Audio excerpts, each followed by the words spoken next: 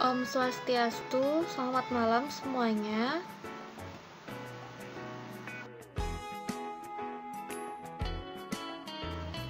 Perkenalkan, kami dari kelompok 2. Nama saya Nikitut Evidianti, teman saya Made Kartikayanti dan Putu Ferayanti. Di sini kami akan membahas materi mengenai kinerja koperasi Indonesia. Variabel kinerja koperasi. Secara umum, variabel kinerja koperasi diukur untuk melihat perkembangan atau pertumbuhan koperasi di Indonesia. Terdiri dari kelembagaan, keanggotaan, volume usaha, permodalan, aset, dan sisa hasil usaha. Faktor yang mempengaruhi kinerja koperasi menurut Armstrong tahun 1998, ada 5 faktor yang mempengaruhi. Yang pertama, faktor individu, kedua faktor kepemimpinan, ketiga faktor kelompok atau rekan kerja, keempat faktor sistem, dan yang kelima faktor situasi. Prinsip pengukuran kinerja koperasi. Yang pertama, seluruh aktivitas kerja yang signifikan harus diukur. Yang kedua, pekerjaan yang tidak diukur atau dinilai. Yang ketiga, kerja yang tak diukur sebaiknya diminimalisir atau bahkan ditiadakan. Yang keempat, keluaran kinerja yang diharapkan harus ditetapkan untuk seluruh kerja yang diukur. Yang kelima, pelaporan kinerja dan analisis variansi harus dilakukan secara periodik. Yang keenam, pelaporan yang kerap memungkinkan adanya tindakan korektif yang segera dan tepat waktu. Yang ketujuh, tindakan korektif yang tepat waktu begitu dibutuhkan untuk manajemen kendali yang efektif. Tujuan dan fungsi koperasi. Secara garis besarnya, lembaga koperasi merupakan sebuah lembaga keuangan yang berasaskan kekeluargaan dan bergotong royong, dan tujuannya pun tak lain untuk meningkatkan taraf ekonomi anggotanya dan masyarakat sekitar. Ada 3 hal penting tujuan sebuah lembaga didirikan. Yang pertama, memaksimumkan keuntungan, kedua, memaksimumkan nilai perusahaan, ketiga, meminimumkan biaya. Keanggotaan koperasi. Anggota koperasi merupakan pemilik dan juga pengguna jasa koperasi.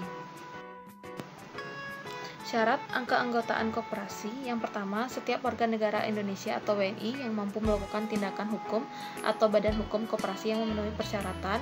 Kedua, menerima landasan dan asas koperasi. Ketiga, bersedia melakukan kewajiban dan hak-hak sebagai anggota. Sifat keanggotaan koperasi. Yang pertama, terbuka dan sukarela. Kedua, dapat diperoleh dan diakhiri setelah syarat-syarat dalam anggaran dasar terpenuhi. Ketiga, tidak dapat dipindah tangan. Berakhirnya keanggotaan koperasi. Ada 3 penyebabnya. Yang pertama, meninggal dunia. Kedua, meminta berhenti karena kehendak sendiri.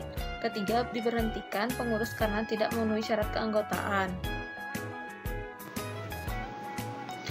Kewajiban anggota koperasi menurut pasal 20 Undang-Undang Nomor 25 Tahun 1992 ada 3. Yang pertama, mematuhi anggaran dasar dan anggaran rumah tangga serta keputusan yang telah disepakati rapat anggota.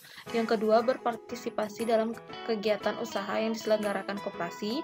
Dan yang ketiga, mengembangkan dan memelihara kebersamaan berdasarkan atas asas kekeluargaan.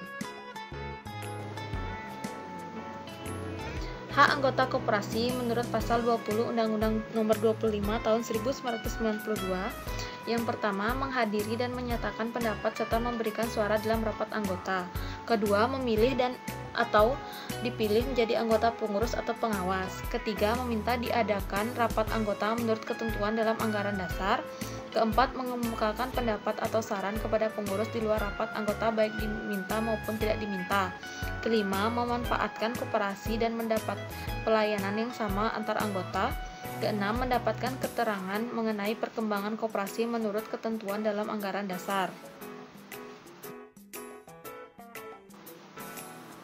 Volume usaha. Volume usaha merupakan totalitas kegiatan yang tercermin dalam bentuk nilai uang dan merupakan titik sentral dari interaksi dari berbagai perubah dalam koperasi, sehingga volume usaha merupakan ukuran jumlah seluruh kegiatan yang diukur dalam satuan uang sekaligus dapat memberikan apa saja yang dilakukan koperasi selama kurun waktu tertentu.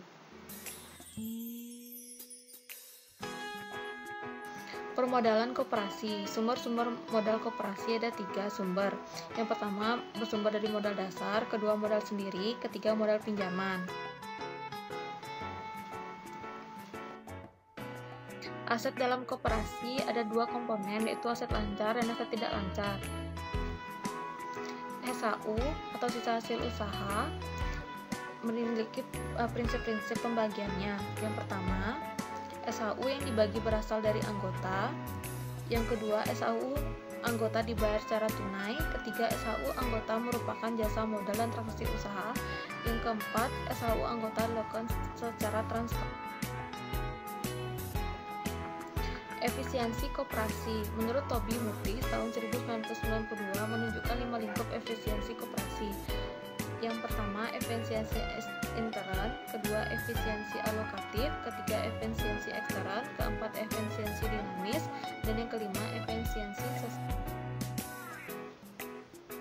Klasifikasi jenis koperasi. Yang pertama, penggolongan koperasi berdasarkan pada ketentuan pemerintah yang diberlakukan pada koperasi. Kedua, berdasarkan banyaknya jenis usaha. Ketiga, koperasi dibedakan menurut jenis lapangan usaha. Keempat, berdasarkan pada jenis anggota. Dan yang kelima, koperasi didasarkan pada status. Tujuan klasifikasi